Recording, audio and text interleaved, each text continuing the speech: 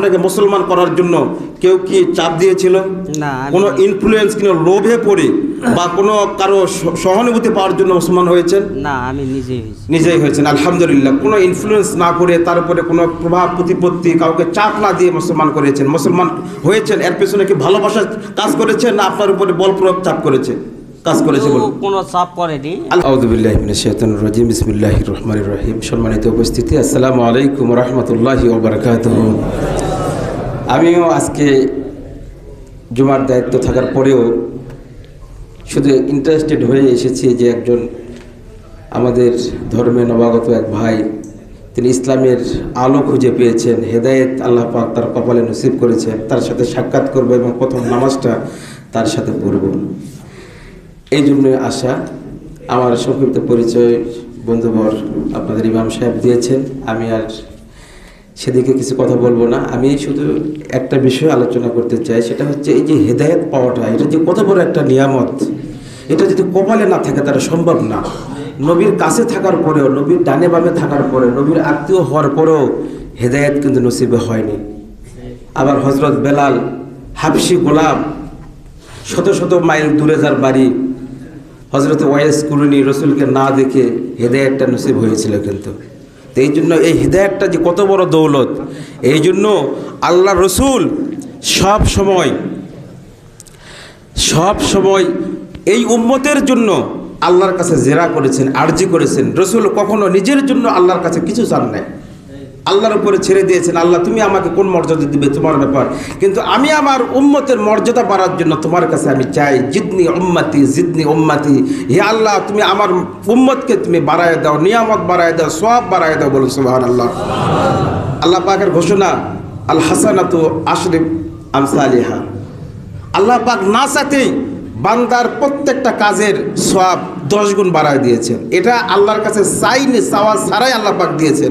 কারণ ওই যে শয়তান, আল্লাহ পাক দুইটা জিনিস সৃষ্টি করেছেন, একটা জান্নাত, একটা জাহান্নাম।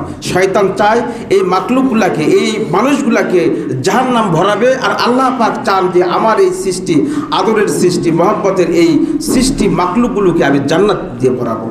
এই জন্য আল্লাহ পাক আপনাকে আমাকে জান্নাতের রাস্তাটাই সহজ করে দিয়েছেন, জাহান্নামের রাস্তাটাই কঠিন করে দিয়েছেন। কিন্তু আমরা বান্দারা এতটাই হতভাগ্য যে আমরা এই সহজ রাস্তাটায় না হেঁটে আমরা কিন্তু জান্নাতের পথে হেঁটে। কথা বলেন ঠিক কিনা? এই জন্য ভাইয়েরা আমার, আল্লাহ রসুল জিবরাইলকে বলেছিলেন, ইয়া জিবরাইল, আমার এই উম্মতের ক্ষমা পাওয়ার, আল্লাহর কাছে মাফ পাওয়ার সময়টা কত পর্যন্ত?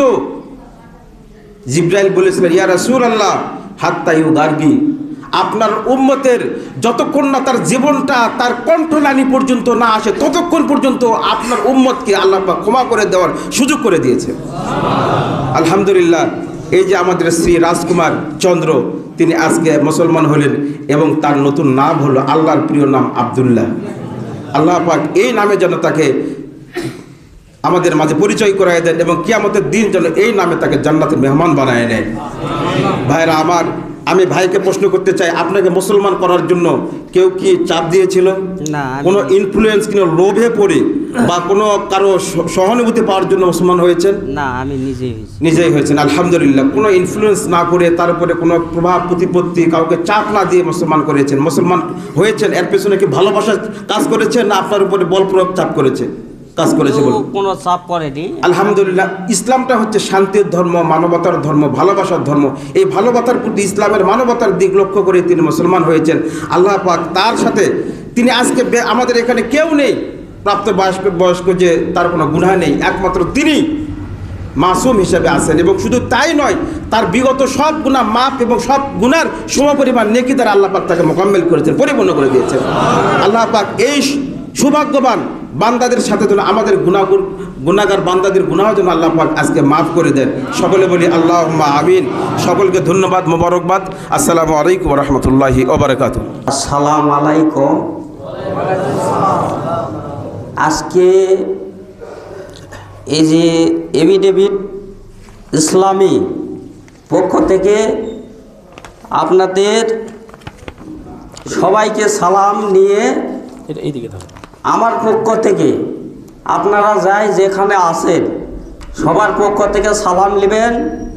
এবং আমি দীর্ঘত মানুষ অসহায় মানুষ, যার খুঁটি থাকে না, তার কিছু থাকে না, যে সেজন্য আমি আপনাদের জন্য কোনো হাত জোর করছি যে আপনারা যতটা আগানোর জন্য আমি কিন্তু আপনাদের শরীকের জন্য আমি উপস্থিত করছি, এবং আপনারা সবাই আমার জন্য দোয়া করবেন। আলহামদুলিল্লাহ রহমান, বিসমিল্লাহ রহমান রহিম।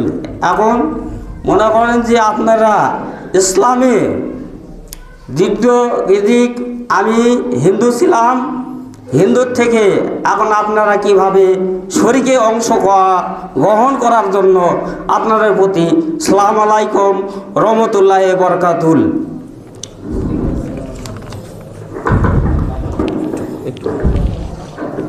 আসলে জি পরবর্তী নাম মোহাম্মদ আবদুল্লাহ, আগে ছিল রাজকুমার। তিনার নাম ছিল শ্রী রাজকুমার।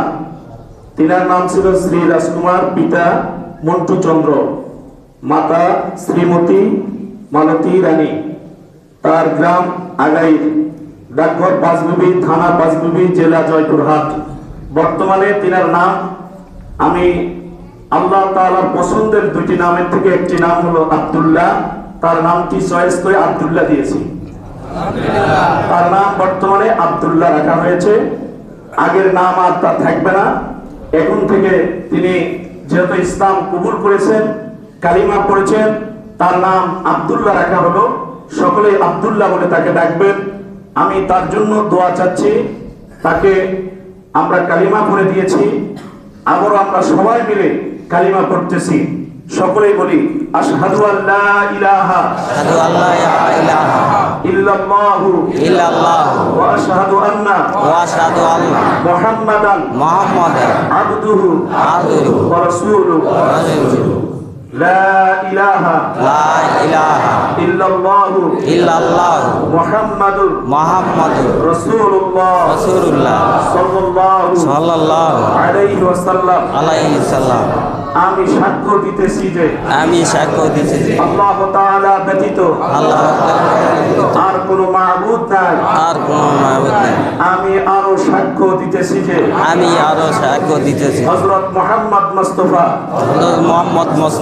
সাল্লাল্লাহু আলাইহি ওয়াসাল্লাম আল্লাহ তাআলা বান্দা ও রাসূল। সকলে বলি আলহামদুলিল্লাহ।